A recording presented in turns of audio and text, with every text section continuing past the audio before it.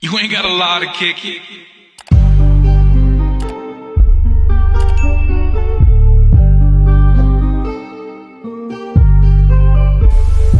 You know Sban'Ban.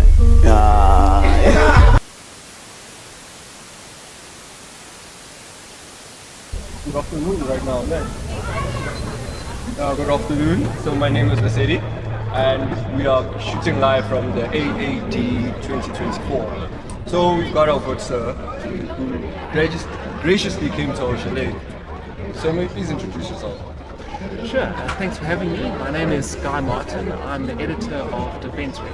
So we did the Show Daily magazine for AAD. So we're quite heavily involved in this exhibition as well as A major. aerospace and defence sector year round through our online website. Alright, and for how long have you guys been doing this? We were established in 2008 and we've been growing since then. So we average about 1 million page views a month. Especially this year, we've seen huge growth in both aerospace and defence sectors. Defence exports doubled from South Africa between 2023 and 2024, and the commercial aerospace sector is back to pre-COVID levels of activity. Alright, because we are a charter airline and most of our viewers may not know much about defense, may you explain what you mean about growth, where we come from as a country to where we are now? So the defence industry did really well during the time of the Iraq War when we supplied mainly armoured vehicles to the US military. Since then, we went through a bit of a slump. Denel went through some state capture issues and the industry sort of bottomed out a little bit. But with the instability in the world, the conflicts in Ukraine, instability in the Middle East, countries around the world are realizing they need to rebuild their militaries, and we're seeing that trickle through to the South African defence industry. So we're especially exporting ammunition and electronic systems to countries around the world.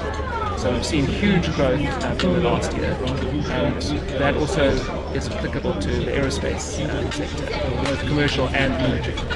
Okay, and then if I could ask you, right, do you think that BRICS may have had an effect in the down slump and in the later growth of it? And what role do you think South Africa as a defense nation is playing within the BRICS sector? South Africa is a non-aligned country, and that is one of our greatest advantages when exporting elsewhere to other countries around the world. Being part of the BRICS alliance, I think, especially with China being our biggest trading partner, it's good to have that alliance there. And we've also seen quite a lot of cooperation with Brazil.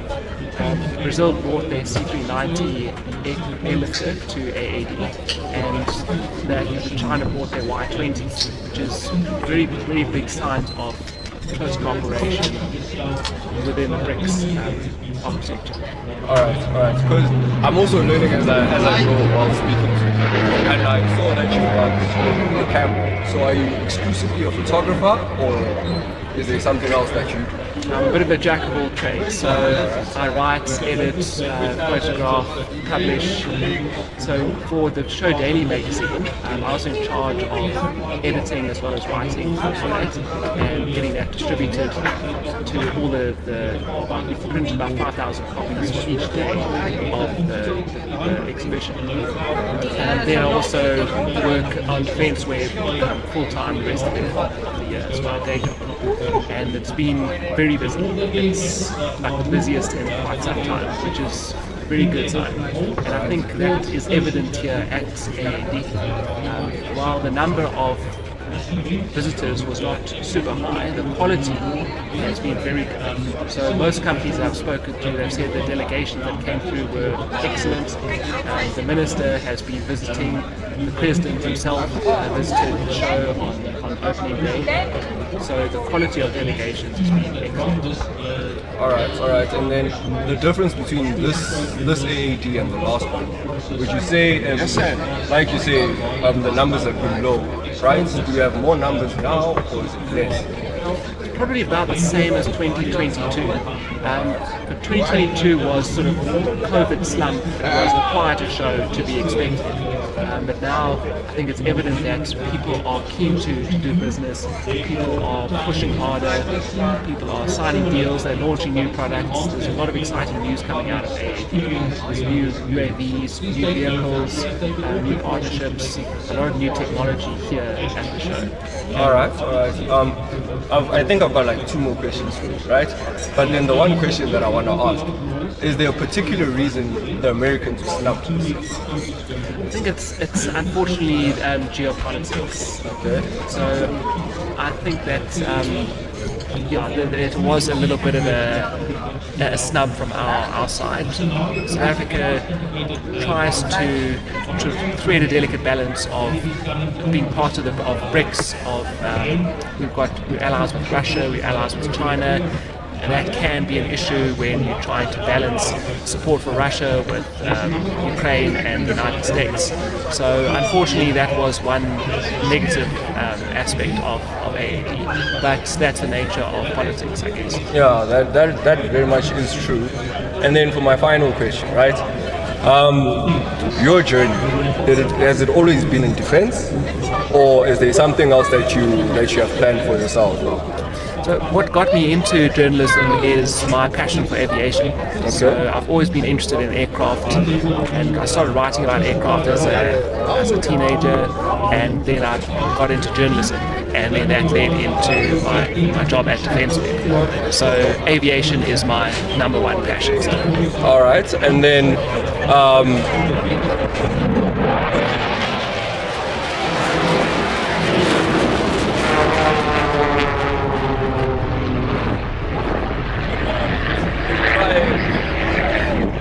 try to be blunt about it, right? Okay, as Cobra Aviation, we may be looking into moving into commercial flights.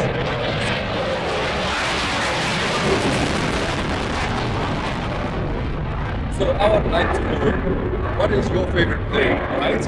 And then as Cobra, to move into commercial flights, what plane would you recommend we start with? We already have a 737. So my favorite aircraft of all time is probably the XB-70 Valkyrie. It's an absolute technological masterpiece and decades ahead of its time.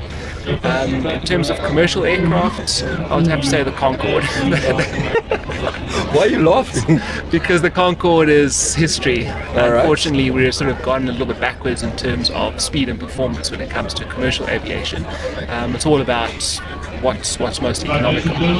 So passengers want the cheapest option rather than being fastest. So I think that's where the commercial aviation sector is responding to that.